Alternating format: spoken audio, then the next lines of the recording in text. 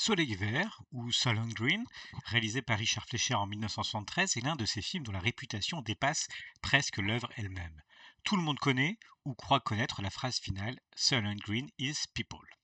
Elle est devenue un mème, un cri pop, un mot de passe de cinéphile ou au point d'avoir été retenu par l'American Film Institute parmi les grandes répliques du cinéma américain. Mais réduire le film à son twist, c'est oublier que Soleil vert est moins un film à chute qu'un film à suffocation. Le secret n'est pas un coup de théâtre, c'est une évidence que le monde met 97 minutes à avouer. Le film est adapté, assez librement, du roman Make Room de Harry Harrison, publié en 1966. Le livre se situe en 1999 et portait surtout sur la surpopulation, la pénurie, la violence urbaine et la question du contrôle des naissances. Le film, lui, déplace le centre de gravité. Il conserve l'entassement humain, mais y greffe l'angoisse écologique, la mort des océans, la chaleur permanente, la confiscation des ressources et l'industrialisation du vivant. Autrement dit, il passe de la panique démographique au cauchemar environnemental. Ce déplacement est capital. Soleil vert sort en 1973, à un moment où le cinéma américain est traversé par une paranoïa délicieuse et poisseuse. C'est l'époque où le futur ne ressemble plus aux fusées chromées des années 50, mais une chambre mal ventilée. Le nouvel Hollywood a abîmé la façade du rêve américain. Vietnam, Watergate, crise des institutions, peur urbaine, crise écologique, méfiance envers les entreprises et l'État. L'American Film Institute rappelle que le film arrive dans un climat marqué par Silent Spring de Rachel Carson, The Population Bomb, le premier RSD en 1970 et la création de l'EPA. Le film est donc parfaitement branché sur son époque, non pas prophétique au sens magique, mais poreux, hypersensible, comme une éponge sale ramassant toutes les angoisses du moment. Richard Fleischer, le grand artisan de la dystopie sale, voilà. Donc Richard Fleischer n'est pas un cinéaste théoricien au sens noble et intimidant du terme. Ce n'est pas Kubrick, ce n'est pas Tarkovsky, ce n'est pas Godard qui colle un gyrophare philosophique sur chaque plan. Fletcher est plutôt un artisan hollywoodien extrêmement mobile, capable de passer du film d'aventure à la science-fiction, du thriller criminel au film historique, avec un goût très sûr pour les dispositifs. Et c'est précisément ce qui rend Soleil Vert passionnant.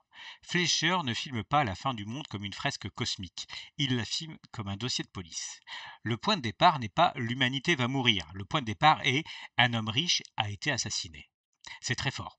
Le film entre dans l'apocalypse par la petite porte du polar. Charlton Heston incarne Thorne, policier usé, brutal, débrouillard, dans un New York de 2022 où 40 millions d'habitants s'entassent, où la nourriture naturelle est réservée aux riches, où les masses survivent grâce aux rations Soylent. L'American Film Institute résume cette société comme un monde de ressources épuisées, de pollution, d'inégalités extrêmes, de criminalité et de pénurie alimentaire. Ce mélange de science-fiction et d'enquête policière est essentiel. Soleil vert n'est pas un film de révélation métaphysique, c'est un film de paperasse noire. Il y a un cadavre, une compagnie, des rapports, une hiérarchie corrompue, des hommes de main, des archives, des vieux savants marginalisés. L'apocalypse n'est pas un météore, c'est une chaîne logistique. La grande idée du film est là. La catastrophe moderne ne tombe pas du ciel, elle se gère. Elle a des bureaux, des camions, des centres de traitement, des vigiles, des fiches, des files d'attente, des rapports d'activité. Le cauchemar n'est pas seulement que les humains mangent des humains.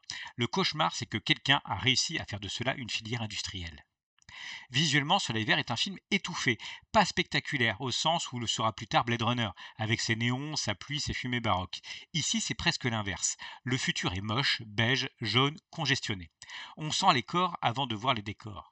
Les gens transpirent, les appartements débordent, les escaliers sont occupés par des dormeurs. La ville n'est plus un espace, c'est une matière humaine compactée. Le film a parfois été jugé daté, notamment à cause de ses décors de studio MGM et de son futurisme très 70s. Mais cette patine fait aujourd'hui partie de sa force. Soleil vert ressemble à une science-fiction qui aurait perdu le droit de briller. Même ses limites matérielles deviennent expressives. Le futur n'a pas d'ampleur, il a des plafonds bas. Il n'ouvre pas vers les étoiles, il colle à la peau comme une chemise trempée. Le pré-générique est d'ailleurs fondamental. Il déroule une série d'images d'archives, d'abord presque euphoriques, puis de plus en plus inquiétantes. Industrialisation, circulation, consommation, pollution, entachement, déchets. On peut souligner aussi l'usage de zoom, fondu, volet, split screen et accumulation visuelle, dans une logique que Fletcher avait déjà explorée dans Les Trogglers de Boston. Ce montage est une petite machine historique. Il ne dit pas voici le futur, il dit voici comment nous y sommes arrivés. Le monde de Soleil Vert n'est pas une rupture, c'est notre monde prolongé, pressé, distillé, réduit en bouillon toxique. La dystopie n'est pas ailleurs, elle est le présent qui a continué sans frein. Charlton Heston est un choix absolument passionnant. Heston, c'est le corps monumental du cinéma américain classique. Moïse, Ben-Hur, l'homme biblique, l'homme statue, celui qui porte la loi, la foi, le destin, la civilisation sur ses épaules. Dans la science-fiction des années 60-70, il devient autre chose, le témoin effaré de l'effondrement. Dans La planète des singes, il découvre que la civilisation humaine s'est détruite elle-même. Dans Le survivant, il traverse un monde post-apocalyptique de solitude et de contagion idéologique. Dans Soleil vert, il n'est plus vraiment un héros, il est un flic qui pille les appartements des riches assassinés, qui vole un savon, de la viande, un peu d'alcool, des livres peut-être, comme si la morale avait été remplacée par la récupération. C'est là que le film est subtil. Thorne n'est pas pur, il est déjà contaminé par son monde. Quand il découvre le luxe de Simonson, il ne s'indigne pas seulement, il se sert. Le film comprend très bien que la pénurie détruit aussi les catégories morales. Dans un monde où une tomate devient un trésor archéologique, le vol n'a plus le même statut. Il est presque une respiration. Eston joue cela avec son mélange habituel de raideur et de colère. Son jeu n'est pas psychologique au sens moderne. Il ne cherche pas la nuance tremblée, il incarne une fonction, l'homme qui voit. Et à la fin, comme souvent chez Heston, voir signifie hurler. Chez lui, la vérité n'est jamais murmurée. Elle doit être projetée hors du corps, comme un projectile biblique. Le cœur secret du film, ce n'est pourtant pas Heston, c'est Edward J. Robinson. Robinson joue Saul Roth, vieux compagnon de Thorne, ancien professeur ou ancien intellectuel devenu bouc, c'est-à-dire mémoire vivante, chercheur, archive humaine. Dans un monde où les livres ne circulent plus vraiment, où l'information est contrôlée, Saul est un reste de civilisation. Il sait ce qu'était le monde avant. Il se souvient du bœuf, des légumes frais, de l'eau propre, de la beauté des choses simples. Il se souvient surtout que la vie ne se réduisait pas à survivre. La fille, à l'American Film Institute, rappelle que Soleil Vert fut le dernier rôle d'Edward J. Robinson et son 101e film. Cette donnée biographique donne à la scène de sa mort une puissance presque indécente. Robinson, immense visage du film noir et du cinéma classique américain, vient mourir dans une dystopie écologique, comme si tout Hollywood venait s'allonger dans une chambre blanche pour regarder une dernière fois les images d'un monde perdu. La scène du repas entre Thorne et Sol est l'une des plus belles du film. Ils mangent de la vraie nourriture, pas une ration, pas une brique nutritionnelle, pas un substitut industriel, un repas, du réel comestible. Et Fleischer filme cela comme une scène érotique, religieuse, funéraire. Les aliments deviennent des reliques. La cuillère a presque la dignité d'un calice. Thorne découvre la saveur comme un enfant sauvage. Sol, lui, mange avec la tristesse de celui qui sait que la beauté a déjà disparu. Dans beaucoup de films de science-fiction, le futur est défini par ce qu'il invente. Dans Soleil vert, le futur est défini par ce qu'il a perdu. La séquence d'euthanasie de Saul est probablement la plus grande du film. Elle est simple, presque trop simple. Saul choisit de mourir. Il se rend dans un lieu institutionnel propre, calme, organisé. On l'installe dans une salle où des images de nature sont projetées sur un grand écran, accompagnées de musique classique. On lui offre, pour ces dernières minutes, le spectacle du monde disparu. D'ailleurs, on peut entendre dans cette séquence Tchaïkovski, Beethoven, puis Krieg avec Au matin et la mort d'As, issu de Peer Gynt. C'est une idée absolument bouleversante. Dans ce monde, le cinéma est devenu un service funéraire. La nature n'existe plus que comme projection. Les animaux, les océans, les forêts, les fleurs, les troupeaux, les rivières, tout ce que le monde a détruit revient sous forme d'images. C'est là que Soleil Vert devient hyper cinéphilique malgré lui. La scène dit quelque chose de terrible sur le cinéma. Il conserve ce que l'histoire assassine. Il devient mémoire, mausolée, preuve, consolation et torture à la fois. Saul meurt devant des images de nature comme nous regardons aujourd'hui des films anciens où les villes, les corps, les gestes, les voix appartiennent à des mondes disparus. La scène est donc doublement funèbre. Elle enterre Saul, mais aussi l'idée même d'un monde habitable. C'est le dernier spectacle, la dernière séance, le dernier plan large sur la beauté. Et Thorne, en arrivant trop tard, devient spectateur à son tour. Lui qui ne connaissait presque pas ce monde ancien le découvre au moment exact où il est définitivement perdu. Le cinéma lui transmet une nostalgie qu'il n'a pas vécue. Voilà la cruauté suprême. Il hérite non d'un monde, mais du regret d'un monde. Le grand secret du film, chacun le connaît, le Salandruin n'est pas fait de plancton. Il est fabriqué à partir de cadavres humains.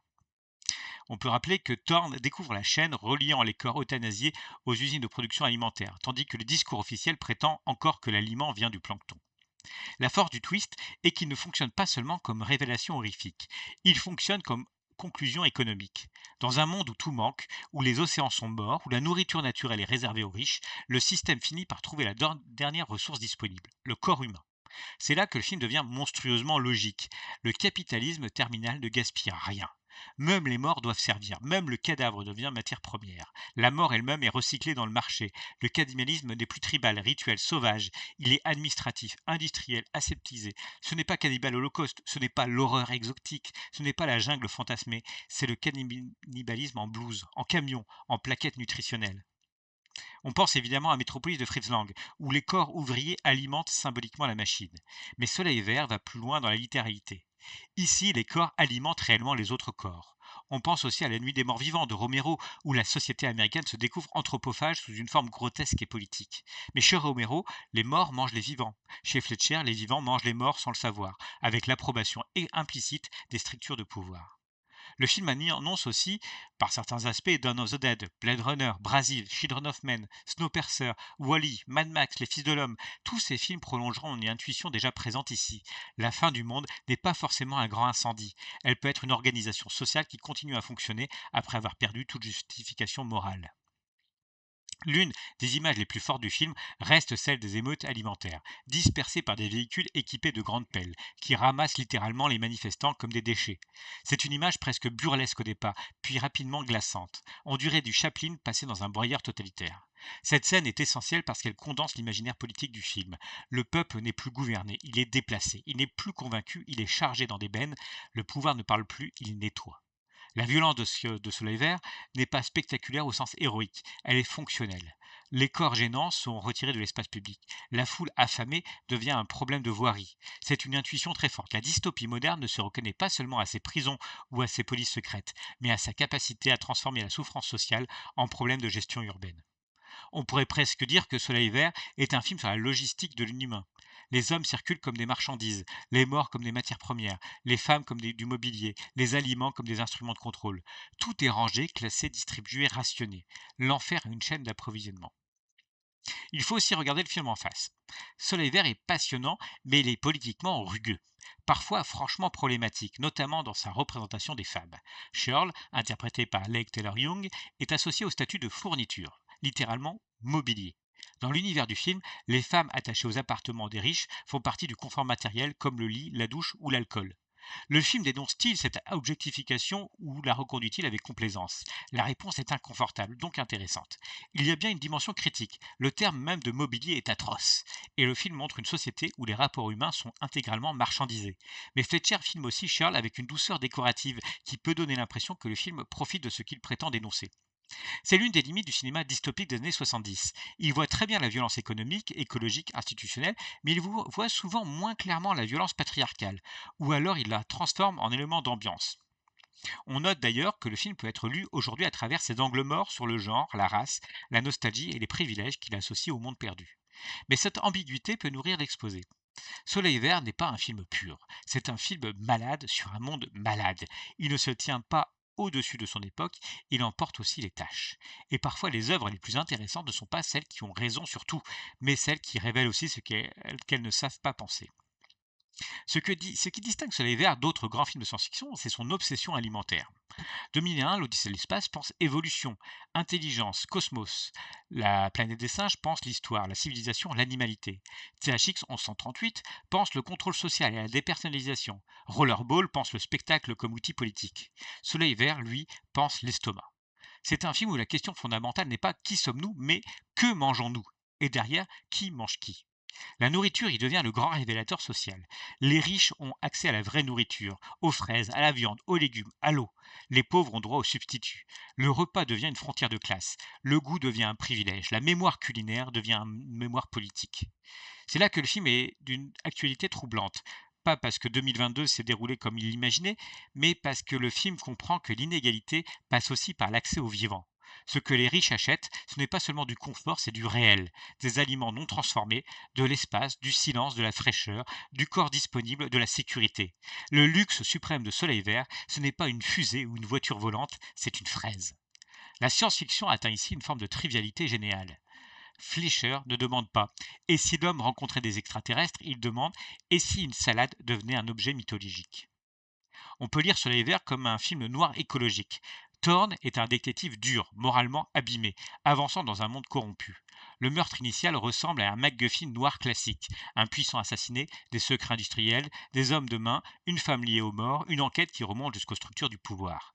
Mais au lieu de découvrir une affaire de chantage, de sexe ou d'argent, Thorne découvre que le monde entier est devenu criminel. C'est du noir élargi à l'échelle planétaire. Dans le film noir classique, la ville est corrompue. Dans Soleil vert, la biosphère est corrompue. Le détective ne peut plus rétablir l'ordre parce que l'ordre lui-même est le crime. C'est pour cela que la fin est si désespérée. Thorne révèle la vérité, mais rien ne garantit qu'elle changera quoi que ce soit. Son cri final est moins une victoire qu'un acte de transmission. Il faut que quelqu'un sache, il faut que la phrase sorte, il faut que le secret quitte l'usine. Le cinéma américain adore les lanceurs d'alerte avant même d'en faire une figure contemporaine. Thorne, à la fin, n'est plus vraiment policier. Il devient témoin, il ne sauve plus le monde, il sauve peut-être une information. La fin de Soleil vert est presque biblique. Thorne, blessé, porté sur une civière, hurle la vérité à la foule. Eston retrouve là sa fonction archaïque, non plus héros d'action, mais prophète fracassé. Il n'a pas les tables de la loi, il a une phrase sale, impensable, nécessaire. Le soleil vert, c'est de la chair humaine. C'est une des grandes fins du cinéma américain parce qu'elle est à la fois énorme et impuissante. Énorme parce que la révélation est monstrueuse, impuissante parce qu'on ne sait pas ce qu'elle produira. Le système est déjà là. Les usines tournent, les océans sont morts, les riches savent probablement, les pauvres ont faim. La vérité dans un tel monde n'est pas forcément libératrice. Elle est peut-être seulement une douleur supplémentaire. Et c'est là que le film est plus noir qu'il n'en a l'air. Il ne dit pas la vérité vous rendra libre, il dit la vérité vous montrera la taille de la prison. Soleil vert n'est pas parfait.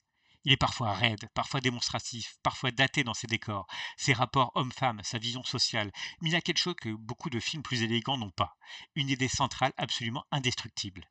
Cette idée, c'est que l'humanité peut devenir sa propre ressource, non pas symboliquement, mais matériellement. Elle peut se consommer elle-même, non par barbarie spectaculaire, mais par rationalisation. Ce n'est pas le retour à la sauvagerie, c'est le progrès sans morale. Voilà pourquoi le film demeure si fort. Il ne nous fait pas peur avec des monstres, il nous fait peur avec des procédures. Il ne dit pas que l'homme est une bête, il dit quelque chose de plus terrible. L'homme est capable de transformer la bête en industrie, puis d'appeler cela une solution. Dans l'histoire du cinéma de science-fiction, Soleil Vert occupe une place particulière, moins majestueux que 2001, moins mythologique que La planète des singes, moins halluciné que Zardoz, moins esthétiquement fondateur que Blade Runner, mais peut-être plus poisseux, plus digestif, plus organique. C'est un film qui colle, un film qui sent la sueur, le vieux papier, les couloirs, la boîte de conserve, le corps fatigué. Et surtout, c'est un film qui comprend que la vraie dystopie n'est pas forcément le moment où le monde s'arrête. C'est peut-être le moment où il continue. Il continue avec ses tickets, ses fils, ses policiers, ses appartements de luxe, ses rapports confidentiels, ses centres propres, ses camions pleins, ses dirigeants cyniques, ses vieillards euthanasiés, ses pauvres affamés.